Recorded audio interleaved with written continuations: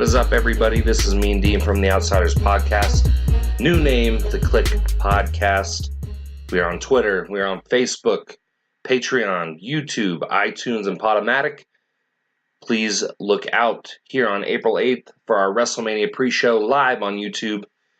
Mr. JG and Mr. MD going to be on there at 12 p.m. Mountain Standard Time, so check us out on there. Today's Mean Dean A through Z pay-per-view review stops at WWE Armageddon 2007. We'll jump into the first match here. Rey Mysterio and MVP for the U.S. title. Honestly, I thought this match was going to be pretty decent, as it sounded on paper. But really, Mysterio started with a couple of botches, which was strange, because Mysterio doesn't really botch anything. Even a simple senton he botched, which was kind of funny. But really, MVP allowed the countout, and Mysterio won, but MVP kept the U.S. title, and that was it. Do you really expect it to get better after 2003? Probably not. Wait till we get to 08 or something like that, and we'll see if that's the case. Second match, Kane and CM Punk versus Mark Henry and Big Daddy V. Now, one of the stats I threw down here was CM Punk weighs 220 pounds. Kane, Big Daddy V, and Mark Henry collectively weigh over 1,000 pounds or nearly 1,000 pounds. So what role does CM Punk play in this? Is it just kind of one of those Teddy Long, like, let me throw you in? Or Vicky Guerrero, let me throw more Teddy Long tag team matches at you? Doesn't really make a lot of sense. But if there's any way you want to kill CM Punk's momentum, put him in the slowest match ever when you're not a guy who typically wrestles slow. So part of me, based on, and I don't really like to listen to CM Punk bitch, because I think he does bitch and moan a lot, part of me starts to feel like there may be some validity behind his bitching, because that was kind of stupid. Winner, Big Daddy V and Mark Henry. Nothing ever happened with that team, so again, no payoff. Match number 3, Mr. Kennedy versus Shawn Michaels. Now again, on paper, it sounds amazing. Mr. Kennedy versus Shawn Michaels, it just sounds great on paper.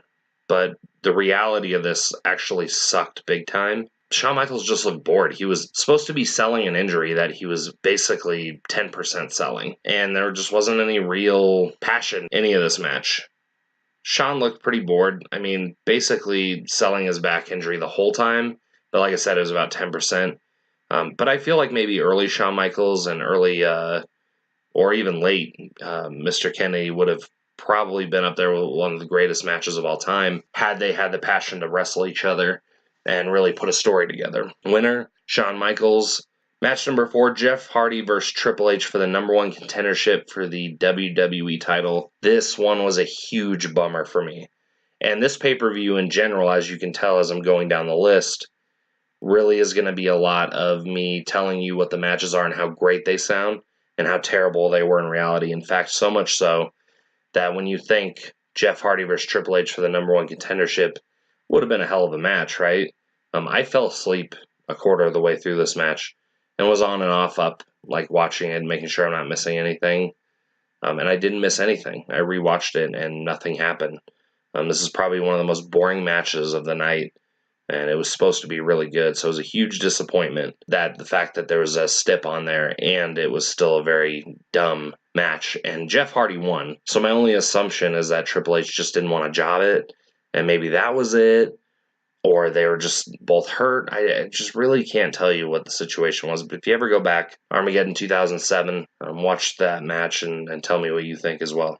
Match number 5, Great Khali versus Finlay. Again, throw Finlay in with the all-time greats of inserting them into every match possible. And one of my notes was, I'm putting this down before the match. There will literally be nothing for me to write. And the very next thing I wrote was the winner was Finlay. Match 6, Randy Orton versus Chris Jericho for the WWE title. This one wasn't too bad, actually.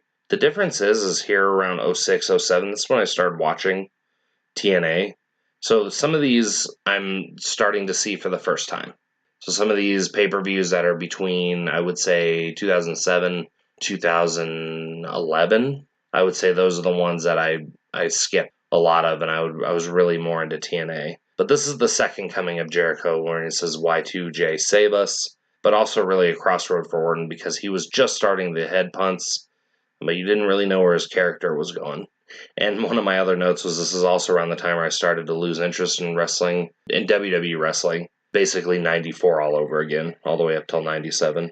Again, on paper, Orton and Jericho sounds great, but really it was a pretty dull match towards the end. It started to pick up, but JBL interfered. Again, I'm not sure what the story is. I'm not sure why that was the big aha moment. We should get JBL involved, but he did. He was on the announce team. Why he felt like he needed to be in it, not sure. Jericho's the winner. Match number 7, Beth Phoenix versus Mickie James for the women's title. One of the notes I had in here is that Beth's thighs were as big as Mickie James' waist. That just should show you how powerful she is in terms of picking up women, dropping them, even picking up guys. She's one of the strongest women that has ever wrestled. Basically the John Cena of women's wrestlers. But the match was okay. It wasn't a bad match. It was the match it was supposed to be, and Beth is still the champ, so nothing much to report there. And then the last match, triple threat match, Edge versus Batista versus The Undertaker for the world title. This is after Edge had that big neck injury, came back, and everybody touts Batista and Taker's rivalry because they thought it was great. And I'm not saying it wasn't, I thought it was great too. But I really would say that the Vicky Guerrero, Zack Ryder, Kurt Hawkins, Edge rivalry is probably my favorite rivalry out of all those. I thought Edge did a great job. I thought they had some amazing matches, finishing it with Hell in a Cell at WrestleMania. So I would put that rivalry up against a lot of other ones. And the match was basically paced the way it was supposed to. For a triple threat match and for a big guy match, there's a lot of outside activity, a lot of inside activity, a lot of big clubs, a lot of finishers. Edge wins the world title. And that is the end of Armageddon 2007.